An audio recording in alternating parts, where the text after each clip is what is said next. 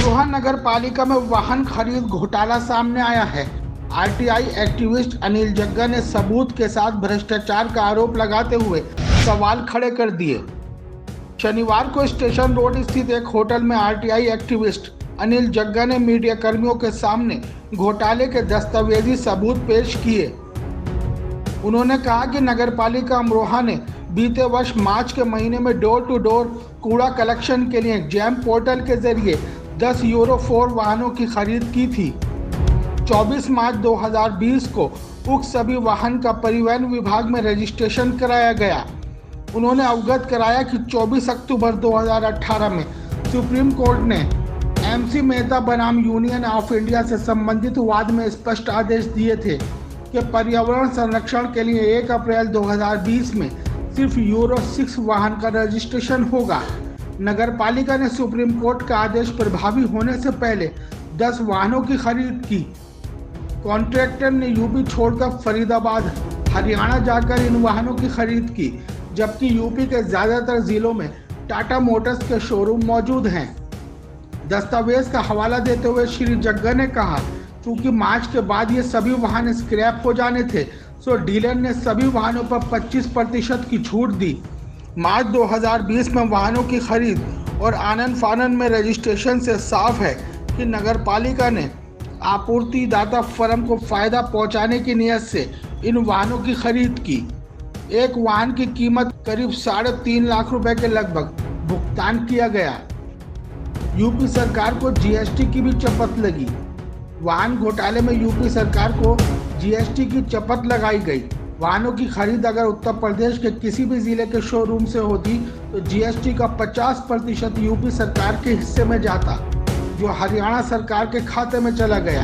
एक वाहन पर करीब 60 से 70 हजार रुपए जीएसटी का आंकलन है।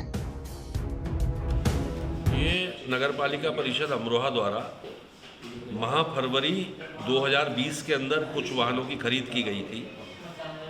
उन वाहनों के संदर्भ में ये है कि माननीय सर्वोच्च न्यायालय द्वारा 31 मार्च 2020 यूरो 4 वाहनों की बिक्री और रजिस्ट्रेशन के लिए एक डेडलाइन डिक्लेयर की गई थी, लेकिन नगरपालिका परिषद ने उस माननीय सर्वोच्च न्यायालय के आदेश को दरकिनार करते हुए इस खरीद प्रक्रिया को शुरू किया और इसमें यूरो 4 वाहनों की खरीद की गई।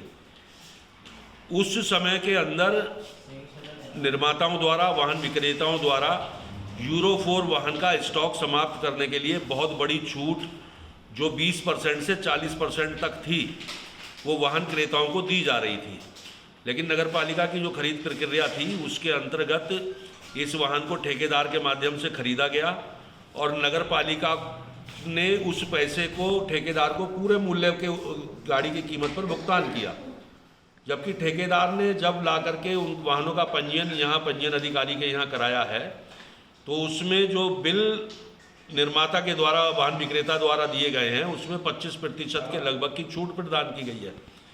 नगरपालिका अधिशासी अधिकारी द्वारा जो कथन किया गया है उस कथन में वाहनों की जो कीमत बताई गई सार्वजनिक रूप से और जो कार्यालय में बिल के अंदर कीमत दर्ज है उसके अंदर एक बहुत बड़ा अंतर है, जो सीधा सीधा माननीय प्रधानमंत्री जी और माननीय मुख्यमंत्री जी का जो एक उद्देश्य है भ्रष्टाचार मुक्त भारत का, उसके मुंह पर एक तमाचा है।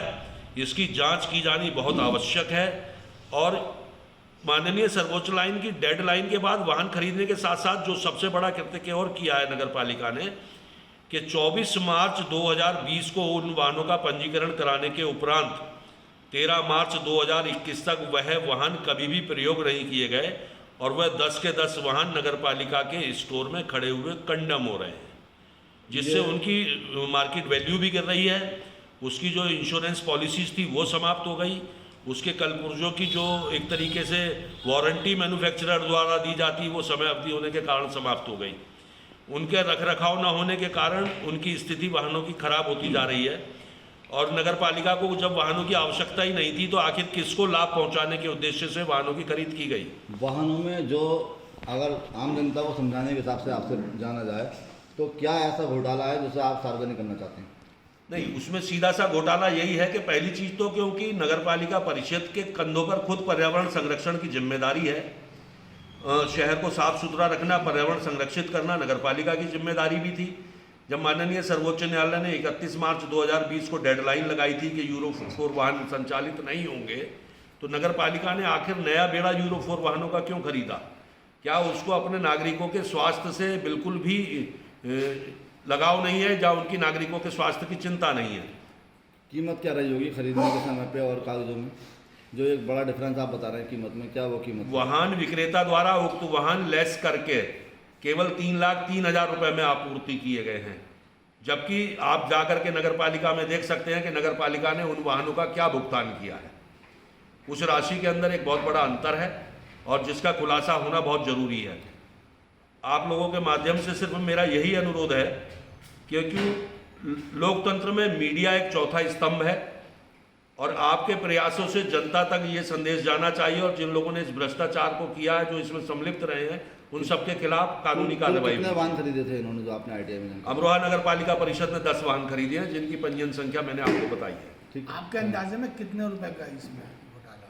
देखिए, मेरे अंदाजे में तो जब आपने वाहन खरीदने के बाद संचालित ही नहीं किए हैं, तो आप पूरी रकम को ही कूड़ा कर रहे हैं। जो 60 लाख रुपए के आसपास आपने वाहनों की कीमत बताई है, तो 60 लाख रुपए का लॉस सरकार को हुआ है। फजल अहमद के साथ सैयद जमशेद, एक्सप्रेस न्यूज, अमरोहा।